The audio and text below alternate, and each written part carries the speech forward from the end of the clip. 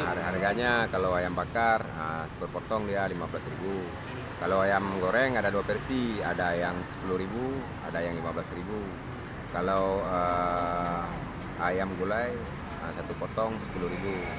Bebek yang mahal, bebek sepotong 15.000.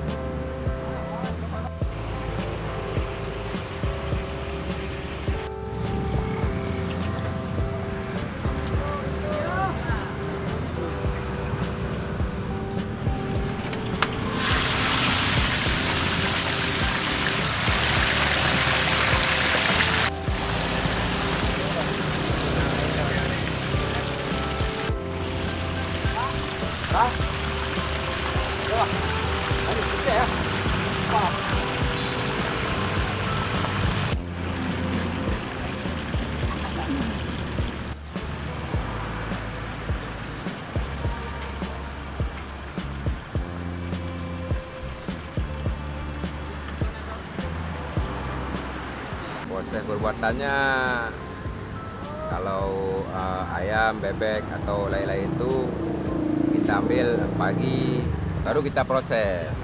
Lepas itu malam kalau untuk bumbu-bumbu itu malam kita proses. Oh ayam kalau nyampe di sini sudah siap nih. Kalau ke Lampineng dah siap ya, dah siap. Tinggal digoreng aja di sini. Ini bumbu-bumbunya udah habis sekali. Sayang kali memang dah siap, memang dah masak. Berarti masak di rumah Ya masak di kedai Lambaru.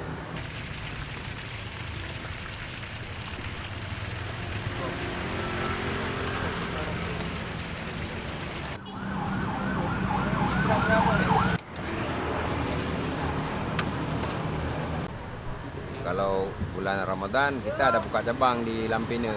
Jalan Lampineng di depan kantor pertanian. Bukanya dari jam 4 lah, 4 lebih kurang sampai buka puasa. Goreng.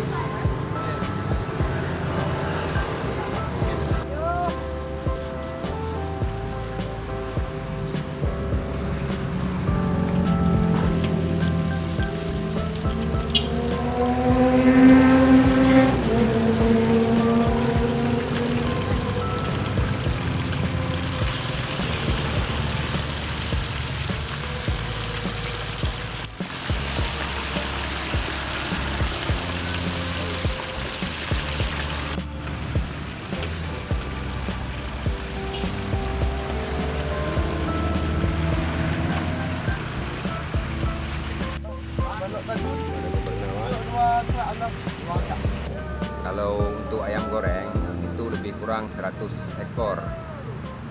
Kalau per potong 400 potong lah. Satu ayam dibelah 4 ya. Lepas itu kalau untuk ayam bakar itu lebih kurang 80-90 kayak gitulah.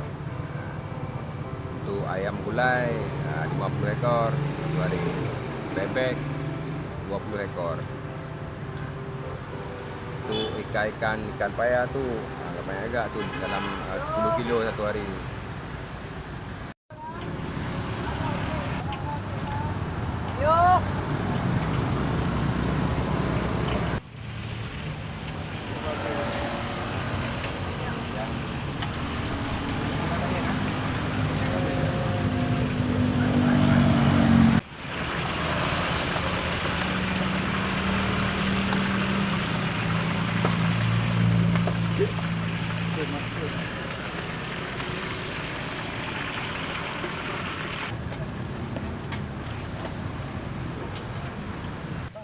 Balok tagun. Balok bernama. Dua kerak Allah. Dua angkat.